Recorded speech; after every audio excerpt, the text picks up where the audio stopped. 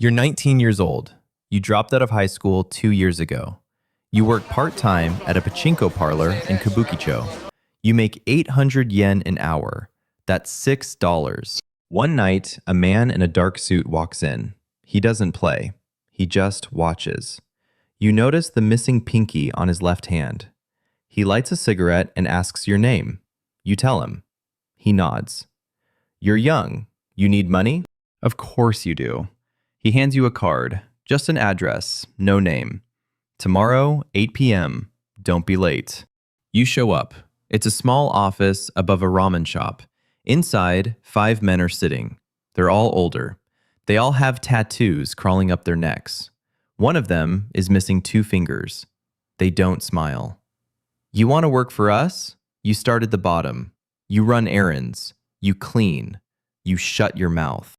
Your first job? Delivering envelopes. You don't open them. You don't ask questions. You ride your bike across Shinjuku at midnight, dropping packages at bars, massage parlors, and construction sites. You make 50,000 yen a week. That's more than your mother makes working at the convenience store. But you're being watched. Every delivery is a test. If you're late, you're gone.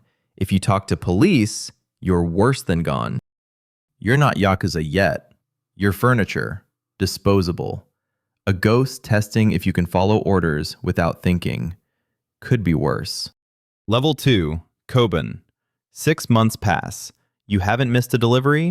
You haven't asked a single question. You've proven you can shut up. One evening, the boss calls you into the back room. 3 men are there. Incense is burning. On the table, there's a knife and a small cup of sake. You want to be family? You nod. They explain the ritual. Sakazuki. You drink sake with the oyabun, the boss. Once you drink, you're bound. Blood in, blood out. There's no quitting, no retirement. You belong to the family until you die. You drink. Now you're kobun, a little brother. You get a small monthly salary, maybe 150,000 yen. But that's not where the money comes from. You earn by doing jobs. Your first real job? Debt collection. A man borrowed 500,000 yen from the family 6 months ago. He hasn't paid. You and 2 others show up at his apartment at 11 p.m. You don't touch him. Not yet. You just stand there. One of the guys speaks. You have 3 days. The man is shaking. I don't have it. I lost my job. 3 days. You leave. You come back in 3 days. He still doesn't have the money. This time, you're told to make it clear. You're making about 300,000 yen a month now. You buy new clothes. You start going to hostess clubs. Girls smile at you because you tip well. But you're still small. You're still replaceable. One of the kobun you started with gets caught selling drugs on the side. He didn't split the profit with the family. They find him in an alley 2 weeks later. No fingers, no tongue. You learn fast. Loyalty isn't a choice. It's survival. Could be worse. Level 3, chate. You're 24 now. You've been in for 5 years. You've collected debts, managed illegal gambling dens, and kept your mouth shut through 2 police raids. The oyabun promotes you. Chate, younger brother. You're not at the bottom anymore. You have 3 kobun working under you now. They report to you. You report to the wakagashira, the underboss. Your job changes. You're not doing the grunt work anymore. You're managing it. You oversee a pachinko parlor in Ikebukuro. Legally, it's a gaming business. Actually, it's a laundering operation. Customers exchange winnings for tokens. Tokens get traded for cash at a separate shop across the street. The shop is owned by the family. Every week, 12 million yen flows through. You take 2%. That's 240,000 yen, just for watching. You're also building your own network now. You meet with local business owners, restaurant managers, construction bosses, nightclub operators. You offer protection. Not from you, from other gangs, from trouble. Most pay 50,000 yen a month. Some pay 200,000. One high-end hostess club pays 800,000. You're pulling in about 600,000 yen a month personally. You move into a better apartment. You buy a used Mercedes. You wear tailored suits now. People bow when you enter rooms. But you're also a target now. Rival families know your name. The Sumiyoshi Kai controls the district next to yours. They want your pachinko parlor. One of your kobun gets jumped. Broken arm, broken ribs. Message delivered. You can't let that slide. You organize a retaliation. Not a war, just a message. You send 4 guys to smash up one of their bars. Windows, chairs, bottles. No one gets hurt. The next week, their Wakagashira calls yours. They negotiate. Borders are redrawn. Everyone saves face. You just learned something important. In the Yakuza, respect is currency, more valuable than yen. But you also realize something else. You're making good money. Better than your father ever did working construction for 40 years. You'll also never see 40. Could be worse. Level 4, Kyodai. You're 28. You've survived longer than most. The Oyabun calls you into his office. He pours you sake himself. That's rare. You're Kyodai now, big brother. You control an entire district now, Shibuya. 15 businesses pay you protection. You have 12 men under your command. You manage 3 illegal gambling operations and 2 loan sharking networks. You're bringing in 15 million yen a month for the family. You keep 10%. That's 1.5 million yen every month. You buy a luxury apartment in Roppongi. You own 3 cars. You wear a Rolex that costs more than your mother's entire house. Your job now is strategy. You don't collect debts anymore. You don't smash windows. You have people for that. You negotiate with other families. You coordinate with corrupt police officers who warn you about raids. You meet with politicians who need campaign funding. But the pressure is constant. The Oyabun wants more territory, always more. The Yamaguchi-gumi is expanding. The Inagawa Kai is pushing into your zone. You're fighting a war on 2 fronts.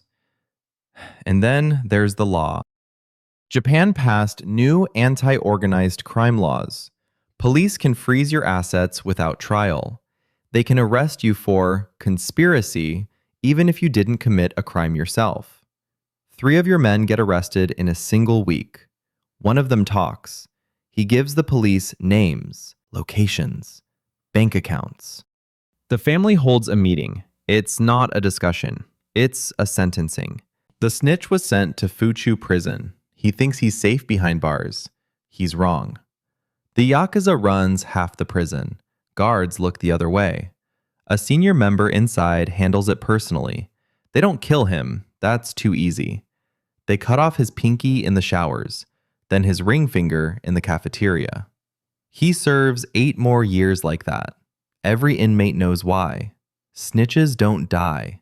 They live as warnings. You're also starting to feel it. The paranoia. Your phone might be tapped. Your apartment might be bugged. One of your men might be an informant. You stop sleeping at home. You rotate between 3 apartments. You never eat at the same restaurant twice in a row. You have everything you wanted at 19. Money, respect, power. You also can't trust anyone. Not completely. Not even your blood brother who joined the same day you did. Because ambition doesn't sleep.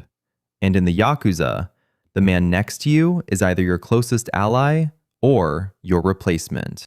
You're living well, better than most. You're also one mistake away from a shallow grave or a life sentence.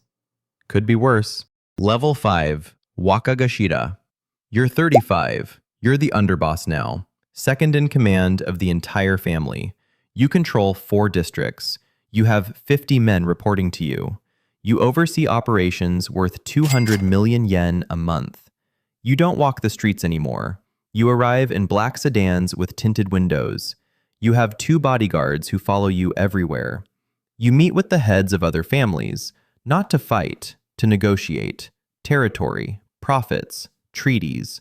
You're making 3 million yen a month personally, but money isn't the point anymore. The point is survival. Because you're close enough to the top that everyone below you wants your position, and the oyabun above you is watching for weakness. One night, the oyabun has a heart attack. He survives, but he's weak now. Whispers start. Who will take over? You? Or the other Wakagashira from the Osaka branch? The family fractures. Loyalties split. You don't have a choice anymore. You either take control or someone else does. And if someone else does, you're a threat. Threats don't retire, they disappear. Level 6. Oyabun. You won. The other Wakagashira stepped down. Some say he was paid off. Some say he was threatened. No one says it out loud. You're the boss now.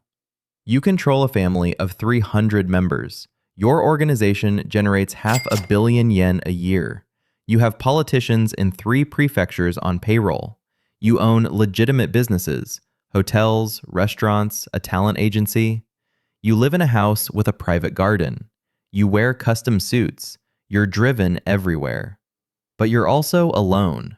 Your wife left you years ago. Your children don't speak to you. Your mother died thinking you were a businessman. You have a mistress. She's 23. She doesn't ask questions. She doesn't love you. She loves what you provide. You attend meetings with the Yamaguchi Gumi leadership. You negotiate profit splits with the Sumiyoshi Kai. You authorize hits, kidnappings, and bribes. You don't pull triggers anymore. You just nod. And the police? They know everything. They have files on you 3 inches thick. Photos, wiretaps, testimonies. They're waiting, building a case. One mistake, one informant, one financial record. That's all they need. Level 8. Prison.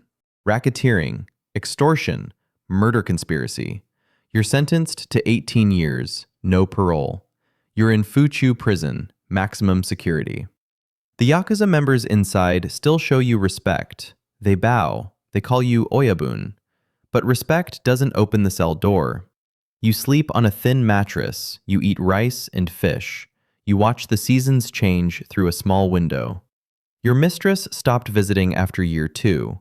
Your children never came at all. You'll die here, or you'll leave as an old man with nothing. Either way, the empire you built is gone. Level 9. The Cycle. But the Yakuza doesn't die. Somewhere in Kabukicho, a 19-year-old kid is sweeping floors at a pachinko parlor. A man in a dark suit walks in. He notices the kid. He hands him a card. Tomorrow, 8 p.m. Don't be late. The kid shows up. The cycle continues. You were that kid once. You thought you'd be different, smarter, untouchable. You weren't. The Yakuza takes everything. Your time, your family, your name, your freedom. And in return, it gives you a suit, a title, and an early grave. Could be worse, but not by much.